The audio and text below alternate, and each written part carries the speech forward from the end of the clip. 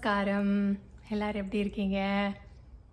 இன்னைக்கு நம்ம புரிந்து கொள்ளுதல் பற்றி பார்க்க போகிறோம். எதையோ யாரையோ புரிஞ்சு கொள்றதை பற்றி இல்லை, உங்களை பற்றி உங்களோட உண்மையான இயற்கையான குணம் என்ன அப்படிங்கிறத புரிஞ்சு கொள்ள போகிறீங்க. இதை வெளியே போய் பார்க்க போகிறதில்ல, நம்ம உள்ளே போய் பார்க்க போகிறோம். சாலமோன் கிட்ட கடவுள் உனக்கு என்ன வேணும்னு கேட்கும்போது அவர் என்ன சொல்கிறாரு? எனக்கு பணம் வேணும், புகழ் வேணும்னு கேட்கல, எனக்கு புரிந்து கொள்ளுதலுக்குரிய இருதயத்தை கொடும் அப்படின்னு கேட்குறாரு இல்லையா சாலமோன். அப்போது சாலமோன் இருக்கிறதுலே வாய்ஸஸ்ட் கிங். அப்போ அவர் ஒன்று கேட்குறாரு அப்படின்னா அதை விட பெட்டரான ஒரு காரியம் உலகத்தில் இருக்க முடியாது, ரைட்டா? அப்போது இன்னொரு வசனம் பாருங்கள், அதில் என்ன சொல்லியிருக்கு? To not think I am come to bring peace to the world, to send peace. நான் பூமியின் மேல் சமாதானத்தை அனுப்ப வந்தேன் என்று எண்ணாதிருங்கள். சமாதானத்தை அல்ல, பட்டயத்தையே அனுப்ப வந்தேன். இப்போ அவர் என்ன சொல்லலை? சமாதானத்தை அல்ல, வெறுப்பை கொண்டு வர போகிறேன்னு சொல்லலை, பட்டயத்தையே அனுப்ப வந்தேன். இதை சொல்கிற விதம் நம்மளை பயமுறுத்துகிற மாதிரி இருக்கும். ஆனால் இதில் பயப்படுறதுக்கு எதுவுமே கிடையாது. பட்டயத்தையே அனுப்ப வந்தேன்னா என்ன? பட்டயம்னா என்னது? இந்த எபேசியர் 6:17 பாருங்கள், தேவ வசனமாகிய ஆவியின் பட்டயம் அப்படின்னு போட்டிருக்கோம். அப்போது ஸ்வோர்ட் ஆஃப் த ஸ்பிரிட், அது என்னது? தேவனுடைய வார்த்தை. நீங்கள் பார்த்தீங்கன்னா இந்த உள்ளார ஒன்று இருக்கு இல்லையா, ப்ரெசன்ஸ், ஓகே, அதுதான் தேவனுடைய பிரசன்னம். அந்த ப்ரெசன்ஸுக்கு ஆதியும் இல்லை அந்தமும் இல்லை. கடவுளுக்கு ஆதியும் இல்லை அந்தமும் இல்லை இல்லையா, ஸ்பிரிட்.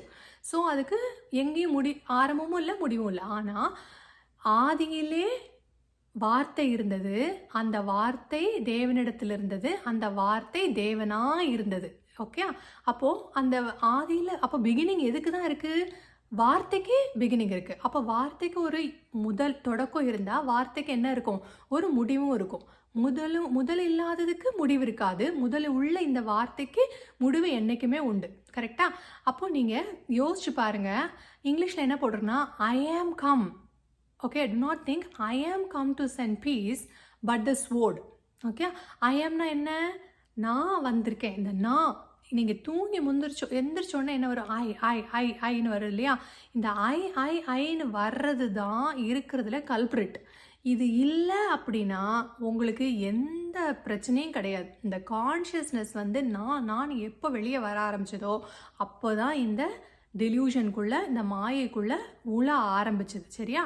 அப்போது இந்த வசனத்தை பாருங்கள், நான் சமாதானத்தை அல்ல பட்டயத்தையே கொண்டு கொண்டு கொண்டு வருகிறேன் அப்படின்னு சொல்லும் போது உங்களுக்கு பயமாக இருக்கும். இதில் பயப்படுறதுக்கு என்ன இருக்குது? ஒன்றுமே இல்லை. தேவனுடைய வார்த்தையை கொண்டு வராரு இல்லையா? இப்போது வந்தாச்சு, விழுந்தாச்சு, இப்போ என்ன செய்யணும்? இது இல்லைன்னு தெரிஞ்சுக்கிட்டு வெளியே வரணும், அவ்வளோதான், சிம்பிள். இதில் பயப்படுறதுக்கு ஒன்றுமே கிடையாது, சரியா? இப்போது தேவனுடைய வார்த்தை தான் பட்டயம்னு பார்த்துட்டோம் இல்லையா? இப்போ தேவனுடைய வார்த்தையில் என்ன இருக்குது? அதில் ஜீவன் இருக்குது, வல்லமை இருக்குது.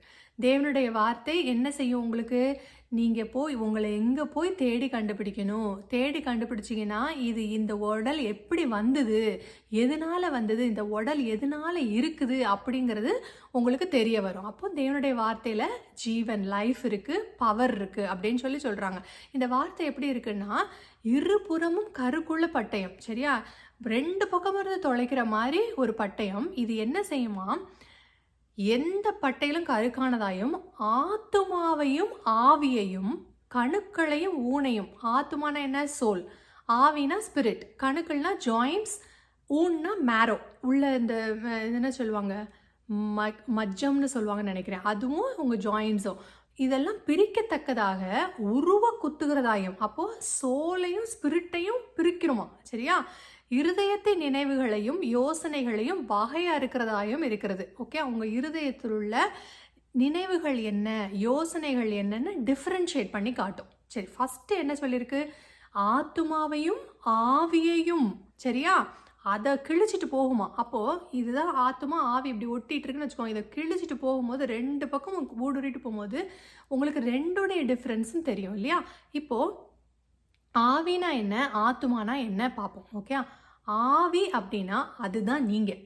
Okay, the spirit is what you are. Who you are கிடையாது, வாட் யூ ஆர். நீங்கள் தான் அந்த ஆவி. இந்த ஆவி நீங்கன்னு எப்படி சொல்கிறேன்? ஒவ்வொரு நாளும் நம்ம ஒரு சைலன்ஸில் போகிறோம் இல்லையா? நம்ம அந்த ஒரு மெடிடேஷனுக்கு போவோமா, நம்ம யாருன்னு பார்த்துருவோம். கண்ணை மூடுங்க, ஒரு நிமிஷம் அமைதியாக இருங்க.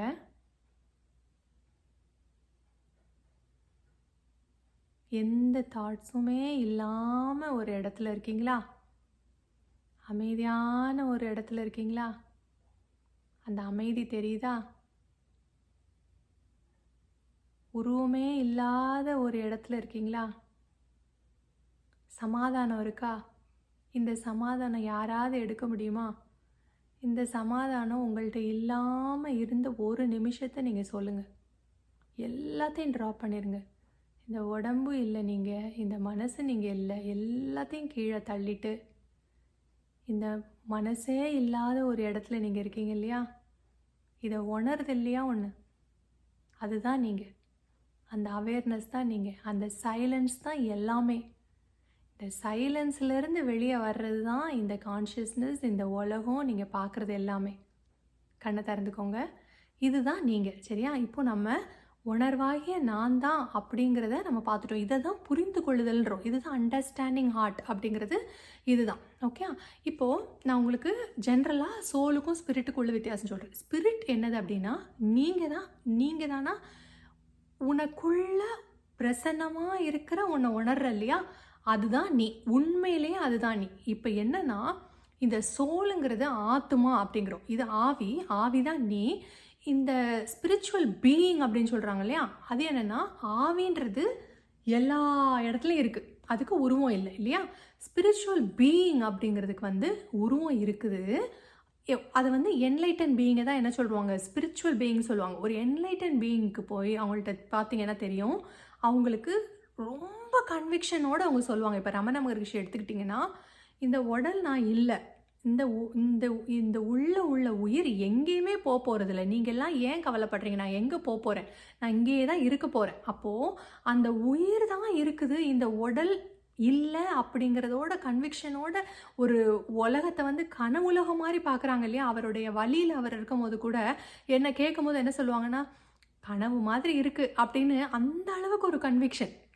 அப்போ அவங்களுக்கு அந்த ரியலைசேஷன் இல்லையா, அந்த உணர்வு அதுக்குள்ளே இருக்கும் போது என்ன ஆகுதுன்னா, இந்த உடல் நான் இல்லை அப்படிங்கிற ஒரு பெரிய கன்விக்ஷனோட ஸ்பிரிட்டாகவே வாழ்கிறாங்க. ஆனால் இந்த உடம்பு இருக்குது இல்லையா? இதை இந்த என்லைட்டன் பீயிங்கை தான் நம்ம ஸ்பிரிச்சுவல் பீயிங்னு சொல்கிறோம். இப்போ ஸ்பிரிட் பார்த்துட்டோம், ஸ்பிரிச்சுவல் பீயிங் பார்த்துட்டோம். இப்போ ஆத்துமானா என்ன அப்படின்னு பார்ப்போம். ஆத்துமா என்ன அப்படின்னா, இது என்னன்னா, ஒரு உடம்புக்குள்ள ஒரு ஹியூமன் லைஃப், நான் மனுஷன், நான் மனுஷி அப்படின்ற ஒரு உடம்புக்குள்ளே மாட்டிக்கிட்டு அதற்குரிய செயலில் மாட்டிக்கிட்டு இருக்கிறது தான் ஆத்துமான்னு சொல்கிறோம். சரியா? இதுக்கு என்னது, ஒரு வரம்பு உண்டு. இது இப்போ நீங்கள் ஒரு உடம்பாக இருக்கும் போது நீங்கள் எவ்வளவு தூரம் இந்த உலகத்தை அறிய முடியும்? இந்த எக்ஸிஸ்டன்ஸ் ஒன்றுமே அறிய முடியாது இல்லையா? ரொம்ப லிமிட்டேஷன் இருக்குது உங்களுக்கு. நிறைய சஃபரிங்ஸ் இருக்குது, இதோடு அட்டாச் ஆகிக்கிறீங்க இல்லையா? கவலைகள் இருக்குது.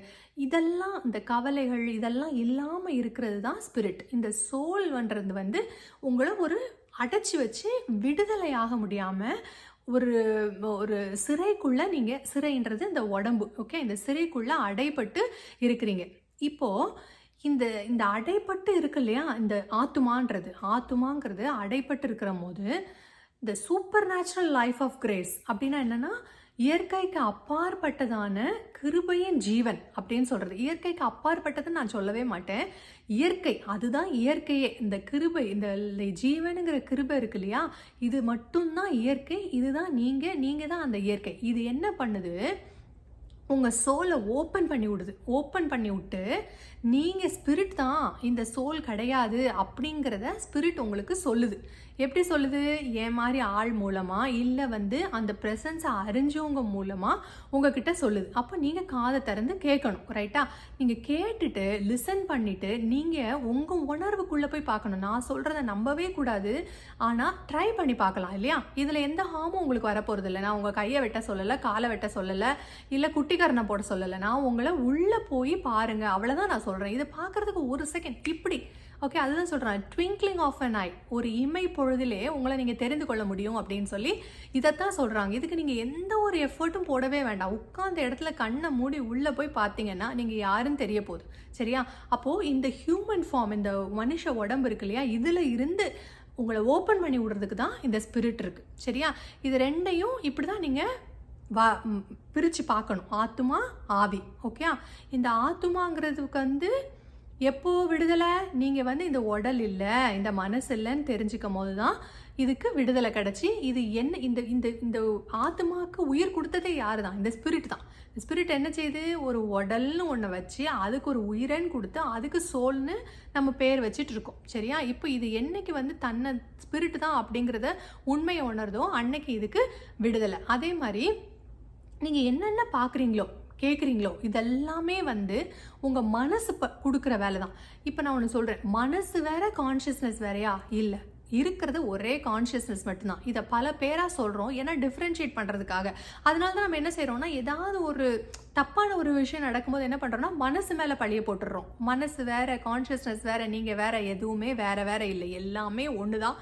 எல்லாமே இந்த ஸ்பிரிட் பண்ணுறது தான். ஓகே, ஆனால் என்னென்னா இந்த ஸ்பிரிட் ஒன்று சோலை உருவாக்கி அது வந்து ஒன்னோட ஒன்று கம்யூனிகேட் பண்ண பார்க்குது. அதோட எப்படி சொல்கிறது, இதோட இது உறவாடி கொள்ள பார்க்குது.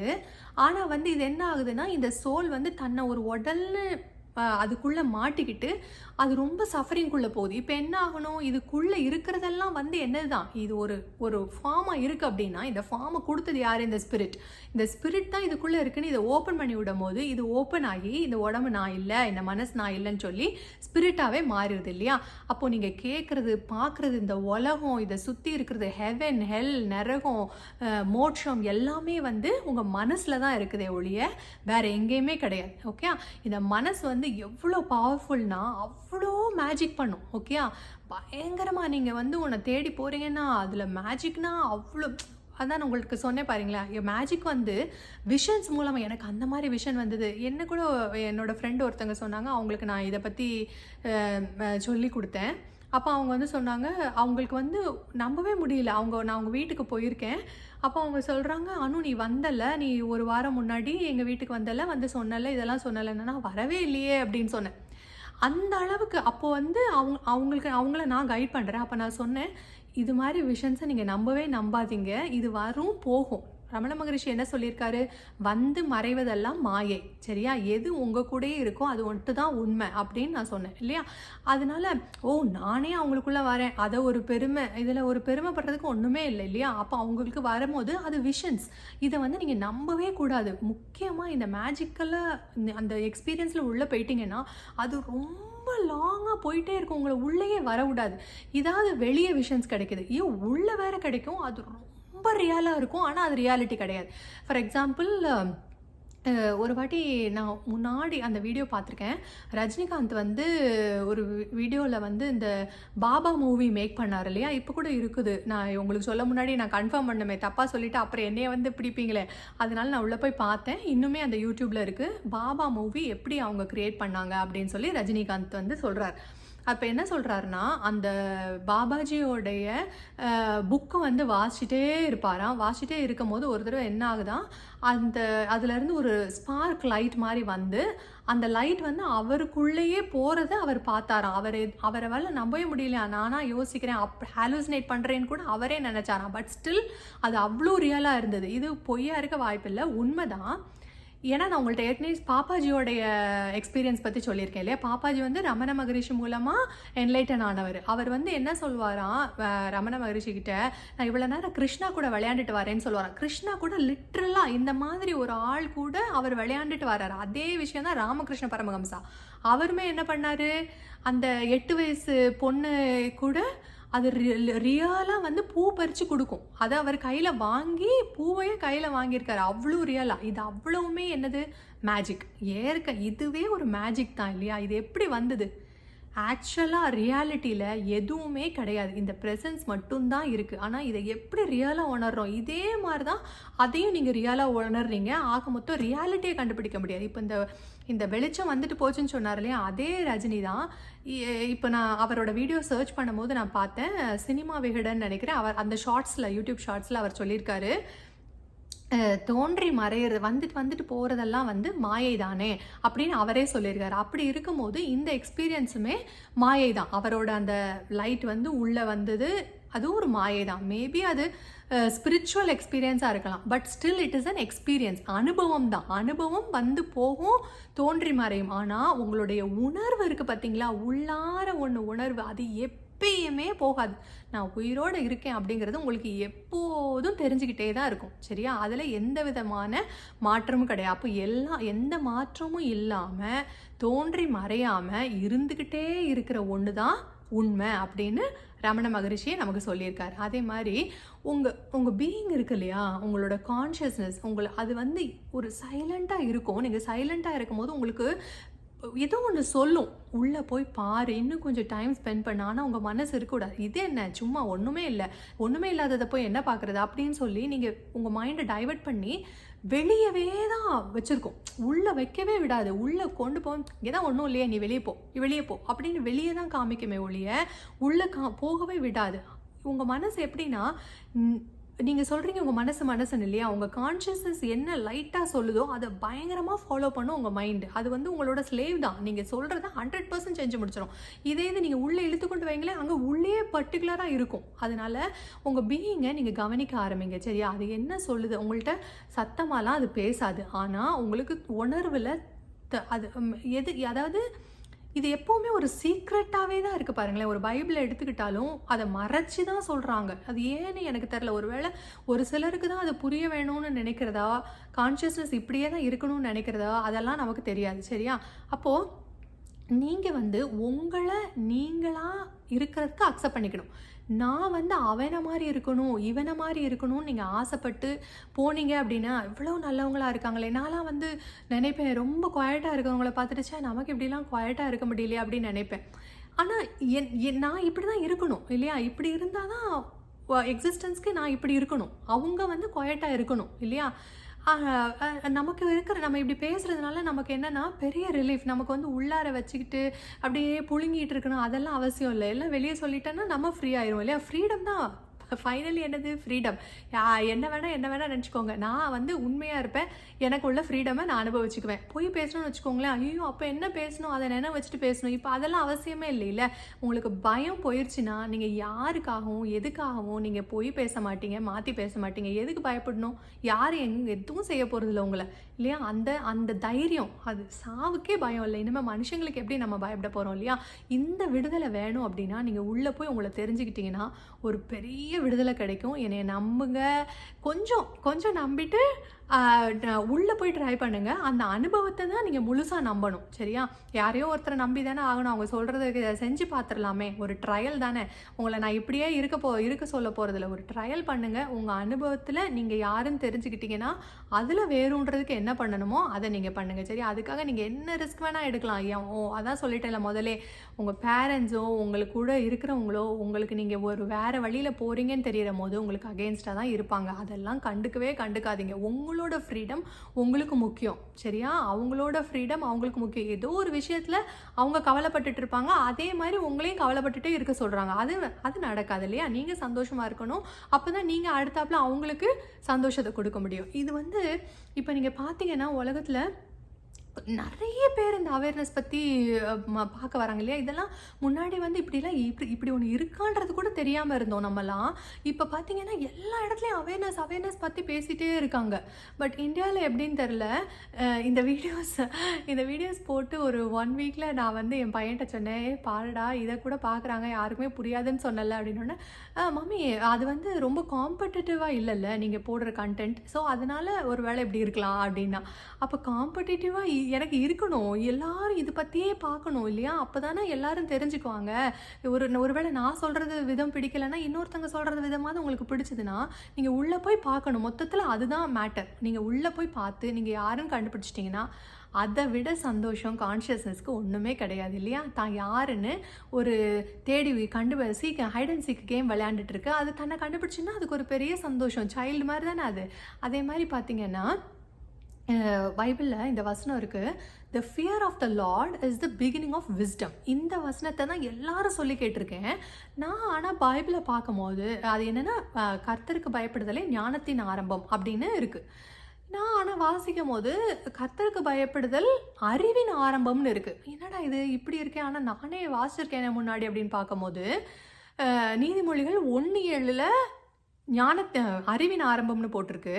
அதே இது 9:10 பின்னாடி வரும்போது ஞானத்தின் ஆரம்பம் போட்டிருக்கு. அதான் அவங்க சொல்லுவாங்க இல்லையா, பாதி வசனத்தை பார்க்காதீங்கன்னு சொல்லுவாங்கள்ல. முழு வசனத்தை பார்க்கும்போது என்ன ஆகுனா, கர்த்தருக்கு பயப்படுதலே அறிவின் ஆரம்பம். ஆனால் முட்டாள்கள் என்ன செய்வாங்கன்னா, ஞானத்தையும் அவங்களுடைய போதிப்பையும் இப்ப ஏதோ ஒண்ணு போதிக்கிறாங்கன்னு வச்சுக்கோங்களேன், அத வந்து தள்ளி விட்டுருவாங்களாம். சரியா? ஞானத்த தள்ளி விட்டுருவாங்க. ஒண்ணு போதிக்கிறீங்கன்னா, அதையும் தள்ளி விட்டுருவாங்க. இப்போ இந்த நாலேட்ஜ்ன்னு சொல்றோம்ல, கர்த்தருக்கு பயப்படுதலே அறிவின் ஆரம்பம் அப்படின்னு என்ன? இத அடிக்கடி சொல்லிட்டே இருப்பாங்க. ஏதாவது ஒண்ணு பண்ணிட்டோம் அப்படின்னா, "நீ கர்த்தருக்கு பயப்படல, அதான் பண்ற" அப்படின்னு. இது அப்படி புரியாதீங்க. நீங்க எப்படி புரியணும்னா, அறிவின் ஆரம்பம் வந்து என்னது? கர்த்தருக்கு பயப்பட ஆரம்பிச்சுட்டாங்க. எப்போ அறிவு ஆரம்பிச்சது? நல்லா யோசிச்சு பாருங்க. ஆதாம், ஏவாள் வந்து எப்போ அந்த ஆப்பிள் அந்த ஃப்ரூட்ட சாப்பிட்டாங்களோ, அப்பதான் அவங்களுக்கு அறிவு வந்தது. சரியா? அப்பதான் அவங்க பயப்படுறாங்க. அவரு பார்த்துருவாரு அப்படின்னு ஒளியிறாங்க அவங்க போய் இல்லையா? அப்பதான் அந்த ஷேம் வருது, அந்த கில்ட் வருது. எல்லாமே அந்த பழத்த சாப்பிட்டதுக்கு அப்புறம் தான் அந்த பயம் வருது. அப்ப அந்த அறிவு எப்போ ஆரம்பிச்சது? ஆதாம், ஏவாள் அந்த பழத்த சாப்பிட்ட பிறகு ஆரம்பிச்சது. அதான் நான் உங்களுக்கு சொல்றேன். பைபிள் வாசிக்கும்போது பயமுறுத்துற மாரி ஏதாவது ஒரு வசனங்கள் தான், அதுக்கு பயப்படாதீங்க. அதுக்கு அர்த்தம் என்னன்னு பாருங்க. அது பயமுறுத்துற மாரி வசனமே கிடையாது. அதே மாரி அதுக்கு பின்னாடி என்ன சொல்லுது? இவங்க வந்து இந்த ஞான அறிவின் அறிவு தெரிஞ்சுக்கிச்சு. இந்த பழத்தை சாப்பிட்டதுனால நல்லது என்னது, தீமை என்னதுன்னு வரையறுக்க தெரிஞ்சுக்கிட்டு, இதுக்கு மேல இவங்க அந்த ஜீவ கனியை சாப்பிட்டுட்டாங்கன்னா இப்படியே இருந்துருவாங்க அப்படின்னு சொல்லி இவங்கள கார்டனை விட்டு, ஏதேன் தோட்டத்தை விட்டு விரட்டிடணும்னு சொல்லி எதுக்கு விரட்டுறாங்க? அவன் எடுக்கப்பட்ட மண்ணை வந்து அவன் வந்து திரும்ப வந்து என்ன பண்ணணுமா? பண்படுத்துறதுக்காக அனுப்புவான். அப்போ மண்ணை பண்படுத்த அனுப்பலை, மண்ணாகி அவனை பண்படுத்த அனுப்புகிறாங்க. இப்போ அவன் என்ன பண்ணிட்டான்? இந்த ஆதாம் ஏவாள் என்ன பண்ணிட்டாங்கன்னா, நாம தான் அந்த ஆதாம் ஏவாள், வேற யாரும் கிடையாது. நம்ம என்ன பண்ணிட்டோம்? இந்த உடம்பு தான் நான், இந்த மண்ணால் உருவாக்கப்பட்டிருக்கு இல்லையா? இந்த மண்ணாகிய நான் மண்ணுக்கு போக போகிறேன்னா, இதுதான் நான் அப்படின்னு நான் ஐடென்டிஃபை பண்ணிட்டு இப்படி உட்காந்துருக்கேன் இல்லையா?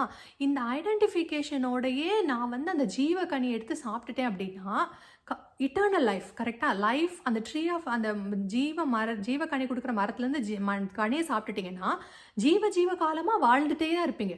ஓகே? அப்போது அந்த ஜீவக்கனியை நீங்கள் இப்போ சாப்பிடக்கூடாது. ஏன் சாப்பிடக்கூடாது? ஏன்னா நீங்கள் இப்போ அடையாளப்படுத்தி வச்சிருக்கிறது இந்த உடம்புக்குள்ள. நீங்கள் வந்து ஸ்பிரிட், நீங்கள் வந்து ப்ரெசன்ஸ். ஆனால் நீங்கள் என்ன ஐடென்டிஃபை பண்ணிட்டீங்க? இந்த உடம்பு தான் நான்.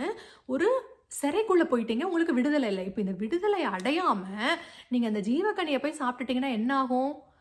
இட்டர்னலி நீங்கள் என்ன பண்ணுவீங்க?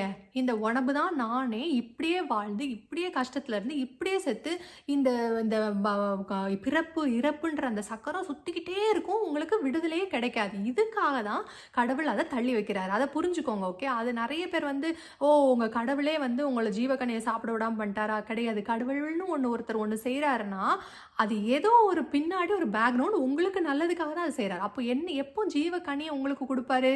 நீங்கள் யாருன்னு தெரிஞ்சுக்கிட்டீங்க அப்படின்னா, கர்த்தருடைய தேவனுடைய சித்தத்தை செய்கிறவனுக்கு நித்திய ஜீவன் உண்டு, தேவனுடைய ராஜ்யத்தில் அவர் பிரவேசிக்க பண்ணுவாருன்னு சொல்லிட்டாங்க இல்லையா? இப்போ தேவனுடைய சித்தம் என்ன? நீங்கள் யாருன்னு தெரிஞ்சுக்கணும். நீங்கள் யாருன்னு தெரிஞ்சுக்கிறதுக்கு எங்கேயாவது போகணுமா? யார்கிட்டையாவது போய் கெஞ்சணுமா? பிச்சை எடுக்கணுமா? ஒன்றும் கிடையாது.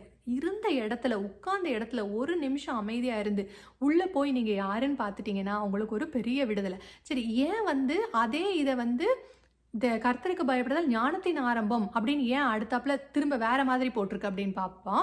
அதோட எக்ஸ்டென்ஷன் பாருங்க. And the knowledge of the holy is understanding.